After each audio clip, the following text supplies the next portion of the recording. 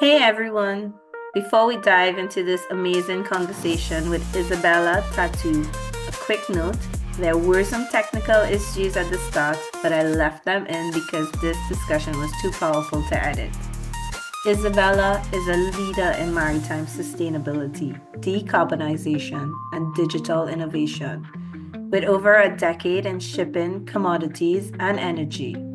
Originally from Romania and now in the UK, she's pioneered projects in hydrogen fuel and supply chain transparency, earning recognition as one of the 50 women in hydrogen economy and the SheEO Entrepreneur of the Year finalist. We talk about her journey into sustainability, the challenges of being a woman in a male dominated industry, and the importance of mentorship. She also shares how resilience, empathy, and intuition have shaped her leadership style and her approach to driving change. This episode is packed with wisdom and inspiration.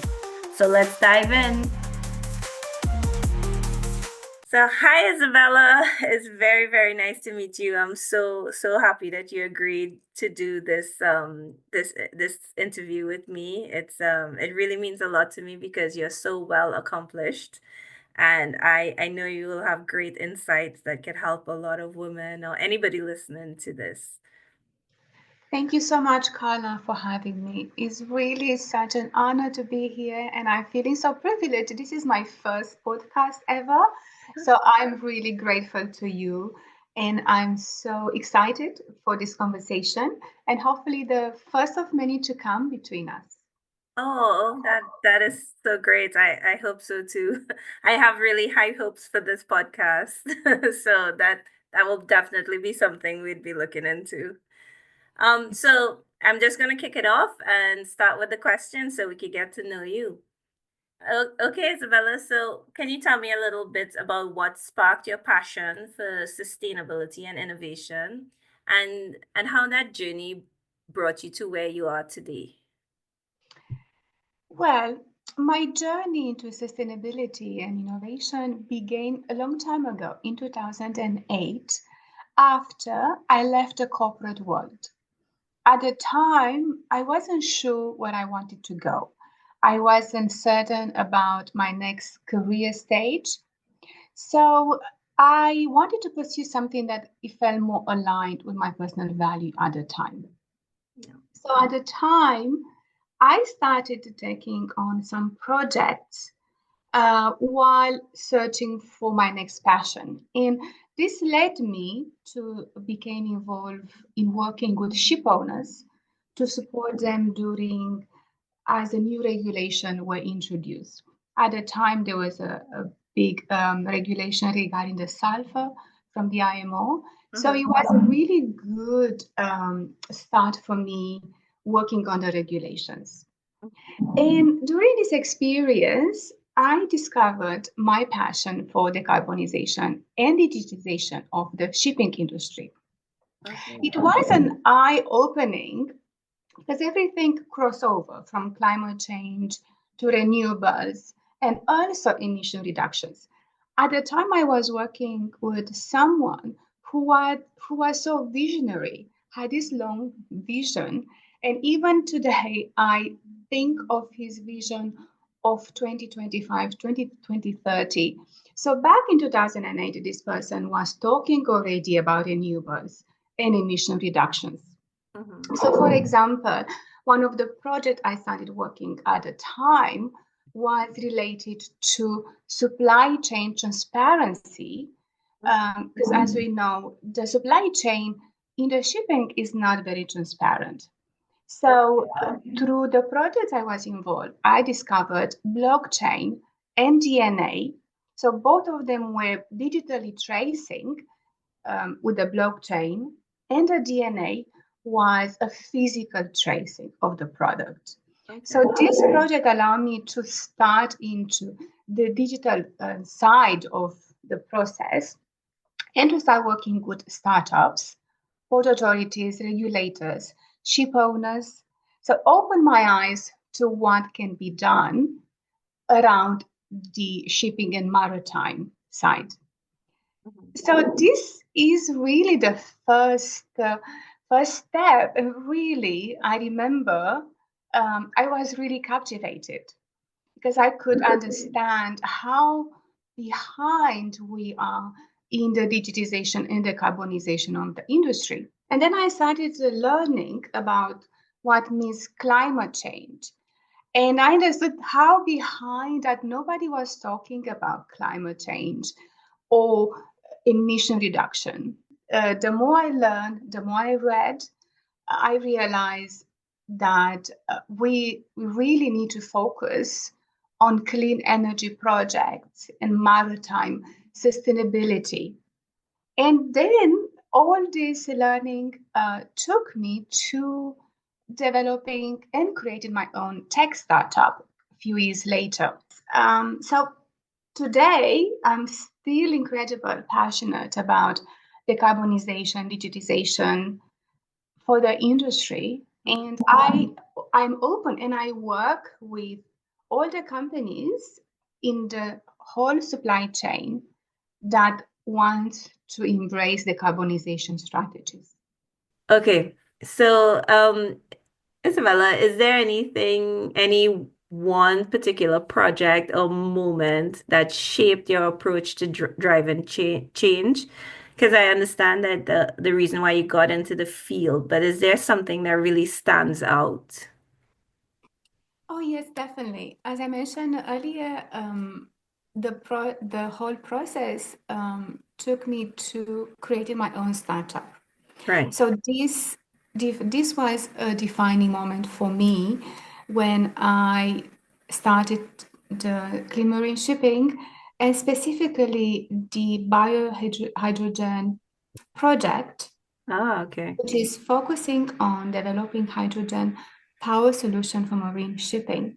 So our innovation is around hydrogen fuel cell, which is a particular type of fuel cell. We're working with the alkaline fuel cell, and we're taking the waste as the main source to transform it into electricity following variable processes.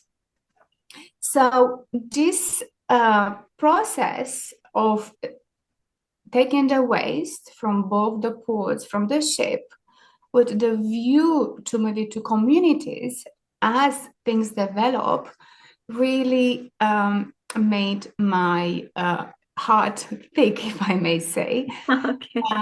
Because it's something I can imagine a world in the future Yeah. where there is no more waste on our planet.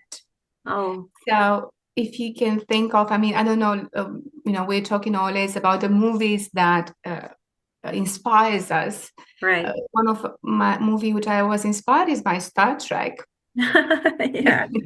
where everybody, there was no waste, everybody was recycled, the technology was so advanced, everybody was working because they wanted to work and they were passionate about what they wanted to do.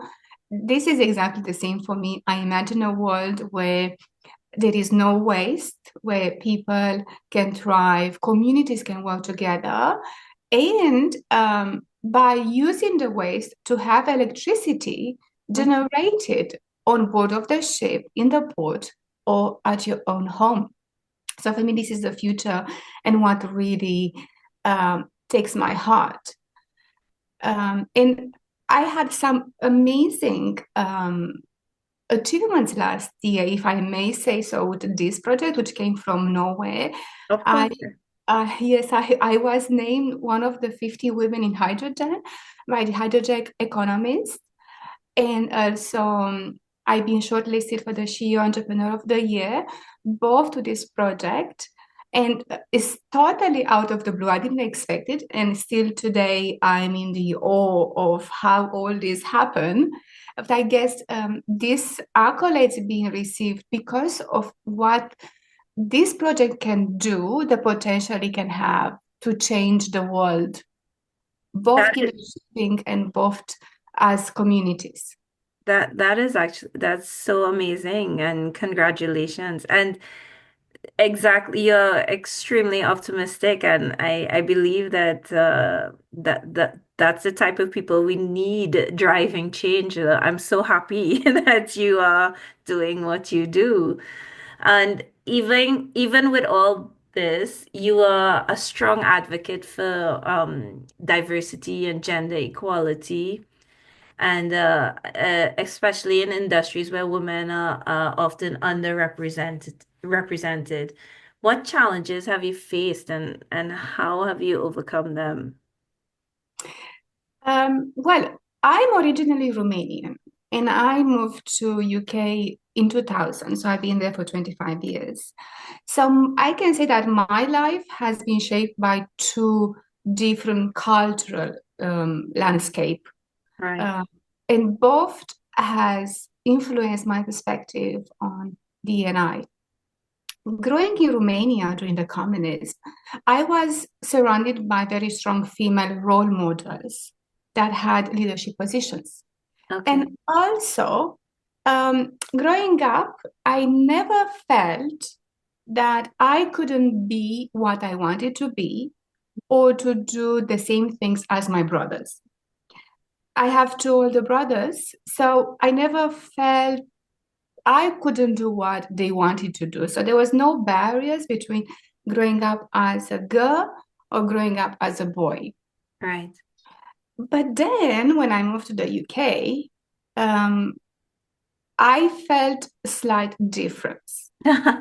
Yeah, Yes, sure. and this is actually many people they find very interesting. And I work on some materials right now exactly about talking about the two culture differences. Yeah. Because I started working in Romania for I was metal trading for one of the biggest conglomerate. So when I moved to London, my dream, I moved because I wanted to pursue a dream of becoming an oil trader. Okay. Um, and at that time, that wasn't a field that women were welcomed. Uh, So I remember being Romanian, being a young girl, I was in my early 20s, and going to the UK, I had a lot of experiences. One being a girl, and second being Eastern European.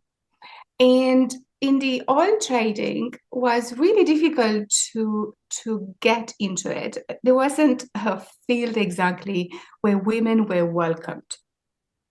I was very lucky to have a mentor who hired me, and then through her leadership, through her support, I actually managed to achieve that dream.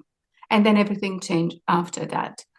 And this is why I'm saying it's very important to advocate to have mentorship because I have both female and male. Without them, I couldn't follow my dream and I couldn't do it.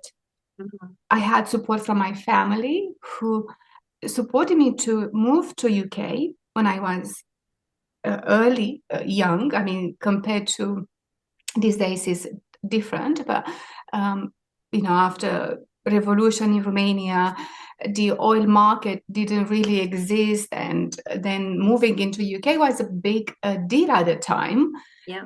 Today in our society, moving countries is not that such a big issue, but 25 years ago, it was a big step.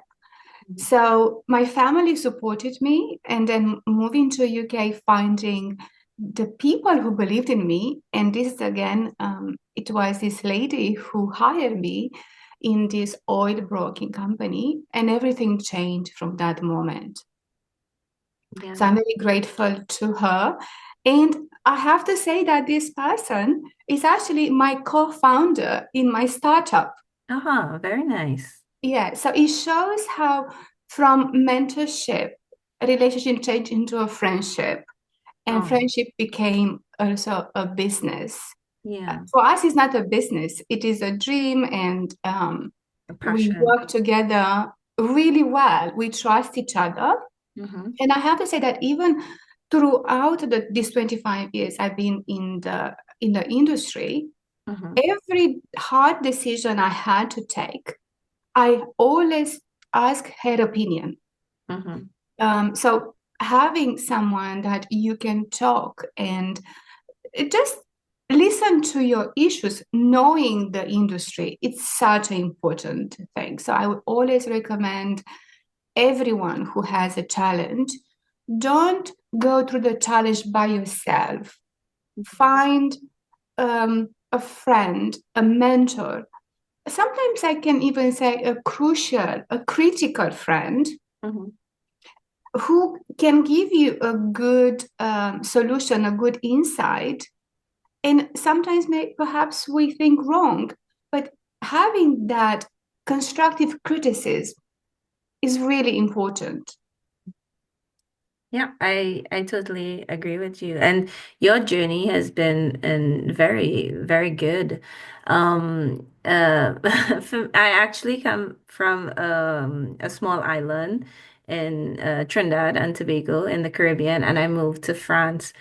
But my experience in Trinidad wasn't that of yours in Romania. I still felt that those barriers of being a woman in the industry.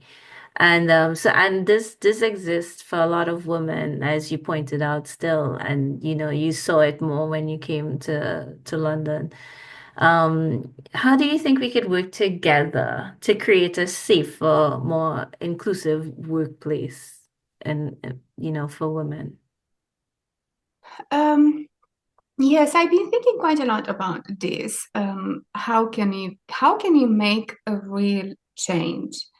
Because I remember from me personally, but also I had the honor to become a manager at one point in my career, and I had managed to create a team of I think at one point we were 14 of us. So I was leading, and this is where it was very important. I'm taking a sidetrack here a little bit. Yeah. With the help of my male manager, I managed to create a team, a very diverse and equal team. Mm-hmm. We were a trading team. So we managed to achieve a gender parity. We had at 1.7 men and 7 women. Um, and we're talking this more than 10 years ago. It was difficult to achieve this gender diverse team, but it was possible. So, from that perspective of being a leader in creating, I faced also some issues. So, I can talk from two perspectives, one for myself as a person, and second from a leadership perspective. For me, first one is a policy. Each company needs to have a strict policy, which is very clear and that is enforceable. So, not just writing a policy and share it to the teams or publish it. I actually go further and I will say it needs to be spoken, create a workshop around it, understanding where the boundaries are, if it is understood from everyone perspective, because we're talking about different cultures, different languages, what may person understand one way, the other can understand the other way. Yeah, So have a policy, have a workshop, have a continuous discussion about what it means that. right. Then have accountability. Yeah. So when hiring is done, or discussions, or meetings, or everyone must be accountable for their actions from how they talk to behavior, including bullying. So I'm not talking only about discrimination or the bias, but I'm talking here about the bullying as well. Yeah. In the trading world, in the shipping market, it is a lot of bullying. Mm-hmm. And through my experience, there is always that idea the bigger portfolio you have, Mm-hmm. you are not to be touched. But Mm. this is something that I strongly work against it. Mm-hmm. because the fact that you are a big earner of big portfolio earner, Mm-hmm. you doesn't give you the right to bully anyone Mm-hmm. True. in the office or outside the office. Mm-hmm. And these people who has the who makes the money in the company, they have a lot of power. And I think I will suggest corporation companies, it has to change the strategy how to address this stuff. I'm not talking, oh, let's talk about have them fired or, no, it has to start with discussions, understanding, have hire a specialized person, a coach who can discuss with people how to make things better. Mm-hmm. I think the coaching in the corporate world is very, very important because when people they get promoted, when people they get higher up, becomes more senior, Mm-hmm. there is no training for that. Nobody's teaching you how to become a leader or how to become a manager. Some people naturally they go and they learn, they study, they read, but not everyone does that. So Right. again, I will always recommend corporate world. For the small business, it's more difficult because the money are not there. But corporation, they can hire a coach and create different activities. And I'm talking this from my own perspective because when I became a manager, I realized that I don't know how to be a manager.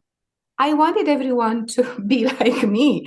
So then I remember I was petrified, and I had um, the idea of going to my boss, and I say, please, can you give me a coach? And Mm-hmm. luckily he said yes, and that changed my life. And since then, I'm doing lots of coaching, lots of mentorship. Mm-hmm. So coaching and mentorship goes hand in hand. Mm-hmm. So this is what I believe it should be done. Oh, that's really great advice. Uh, you mentioned that you have experience in different areas. But how do you think gender dynamics in the maritime industry compare to other industries that you've worked in? So on my side, as I said, I've been seeing kind of the whole supply chain. Mhm. I started in metals and I moved into oil.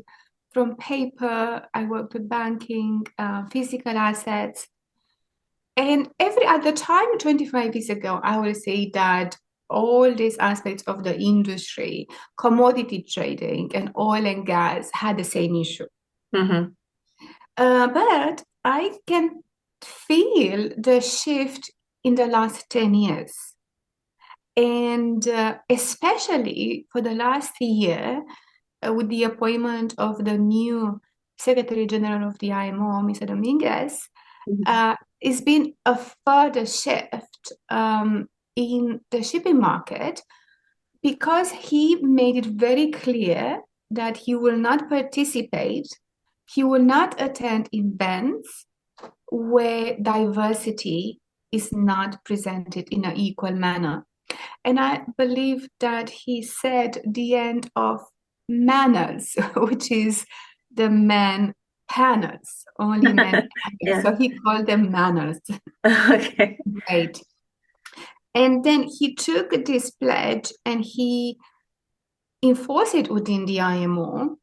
So everywhere, with all the sectors of IMO, this gender diversity, it's always, and everyone in the IMO has to follow the same pledge. So nobody can go to an event Mhm. before this diversity and gender is presented and is the right way.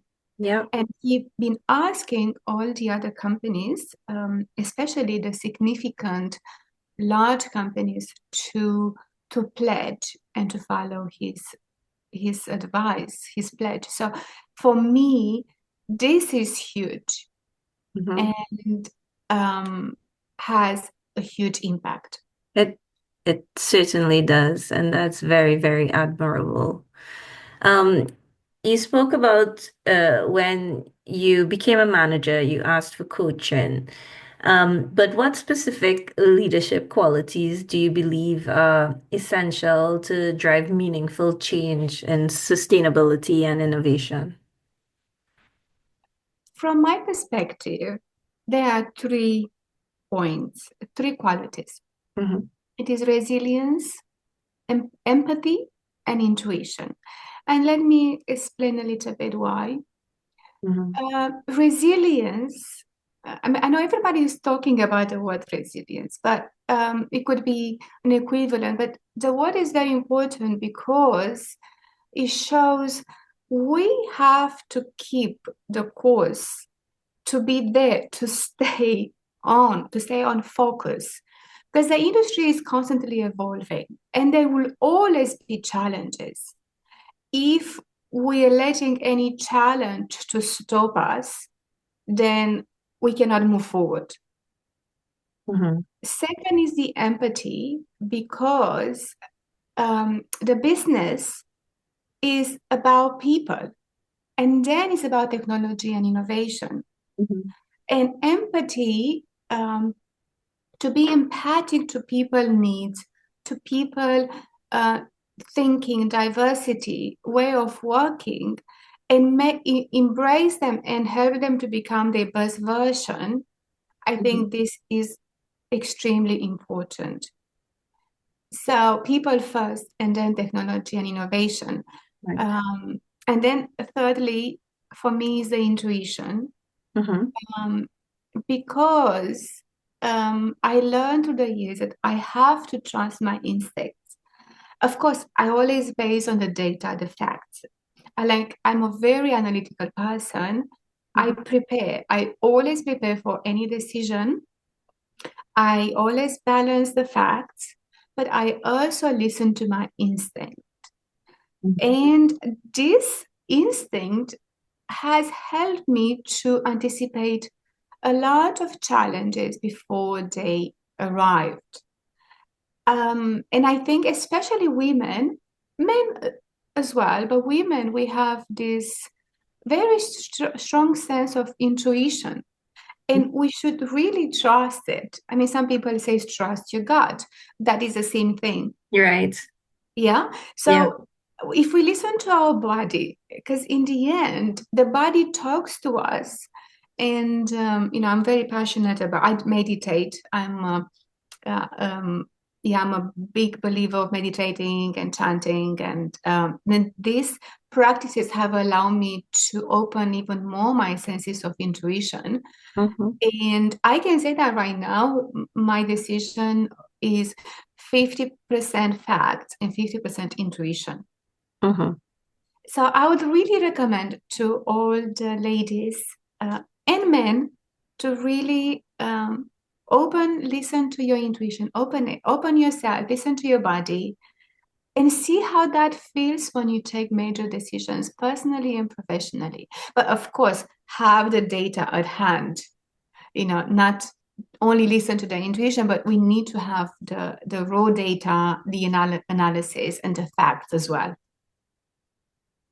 I absolutely adore what you just said and outlined.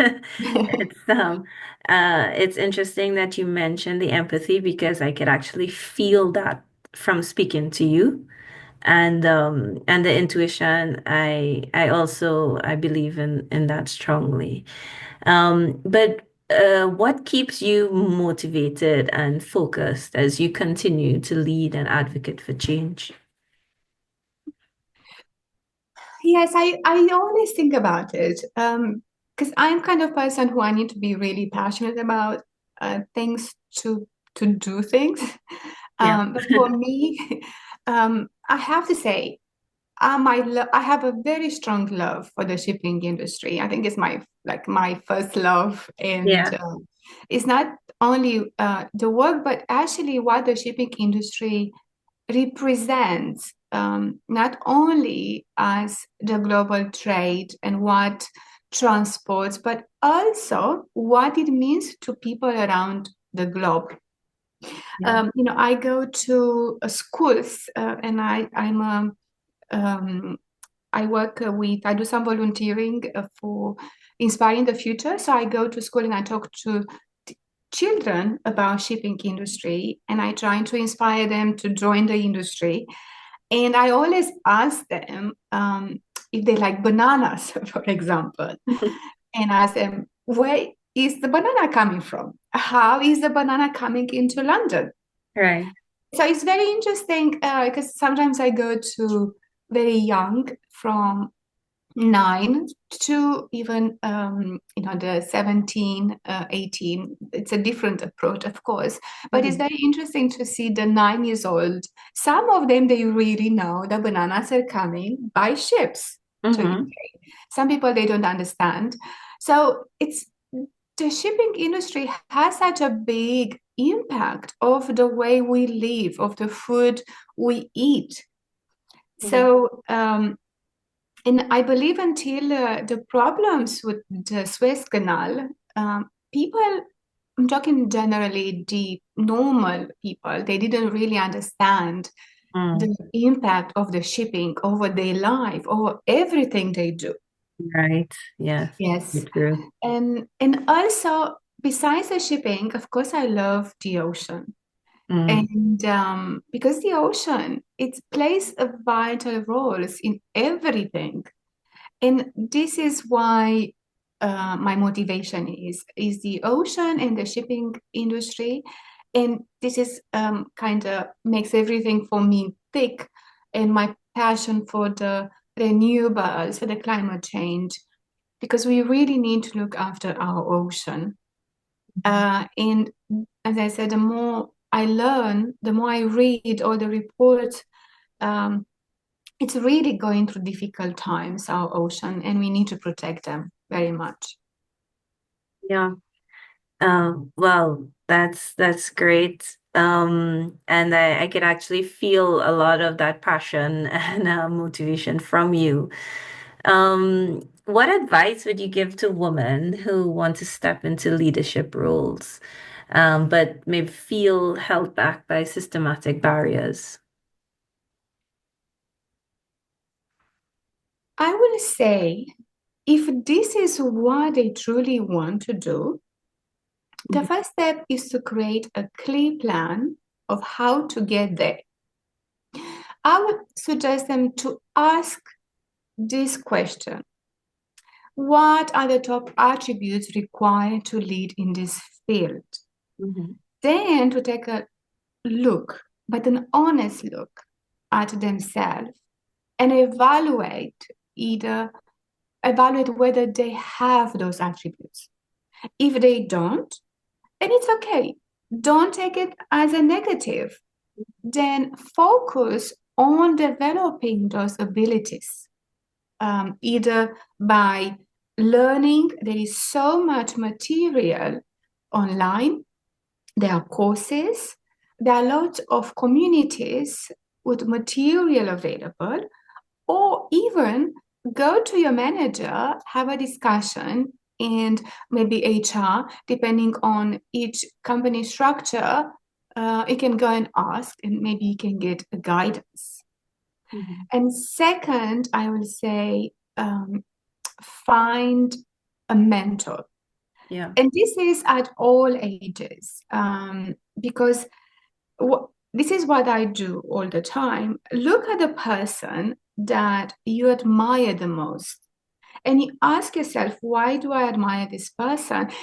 And then you'll find that perhaps those qualities that you admire is exactly the qualities you need for that leadership position. So you can reach out and ask them to be your mentor, and then prepare yourself and apply for that position. And if the answer is no, then do not stop here. Always ask for feedback. Why you didn't get that position? Ask for constructive feedback. And then go back to the drawing board and see, okay, what is aligning with my skills, what I need to do more. You keep preparing again, and you try again. for me, I had many, many situations over these 25 years where I received so many no's. From projects, I worked sometimes months, but I kept being resilient. Again, we're talking about the word resilience. Yeah. Because then I went back to the board. I went, okay, what didn't work? Why didn't I like the project? What was wrong? Then Mm-hmm. I find a different way, different approach, and I prepare it again. And I had two projects that this happened. One was so successful, totally changed the company structure in the end of looking to different um, outlets. But initially, I received two no's. And I had to go back. And in the end, I had a yes. And that is the best feeling ever. Yes, Yeah. when you get a no, honestly, I think I cried. I'm Yeah. an emotional person. Yeah. Um, so of course I was upset. Of course I Yeah. was like, oh, why? And I worked so much. I worked so hard on it. Yeah. Um, you get into this kind of victim mode. Oh, not me. No, no. But then I went, I cried, I pulled myself together, and I started again from zero. And then the no became a yes. And that is the best ever feeling Mhm. when you know you didn't give up and you achieved what you wanted to do. Yeah. Oh, that's really, really good advice too, because I know that feeling, and I know that resilience is something that we need, because when you're rejected, you can't let it defeat you. Yes, and So I'm very much, we can actually feel the feeling. mhm, Um, you know, I know many people, they always talk, oh, don't feel it, just move on. I don't believe mhm, in that. I believe yeah, in, you know, feel what we feel. It's okay to feel hurt. It's okay to feel sad. yeah, Feel sad. Do what you need to do. Some people they go and run. Some people they go and cry. Some people they meditate. Whatever is that you do is okay. Feel it. Feel sad. yeah. But then know that, and I saw actually something recently, to know that everything has a time value to it. Mhm, Nothing is timeless, right? So the sadness will end at one point. It's not going to be forever feeling that way. mhm. So yeah, I think sometimes for us women, we feel that we can't get enough. We're not enough. But no, it's okay. We feel what we feel, and then we have the tools within us to move forward. You're actually bringing tears to my eyes. I feel, I feel, I'm feeling so deeply as to what you're saying, and I wish that I had spoken to you or someone like you way before. So I really hope that this helps some younger person coming up, So I'll just try to move on now.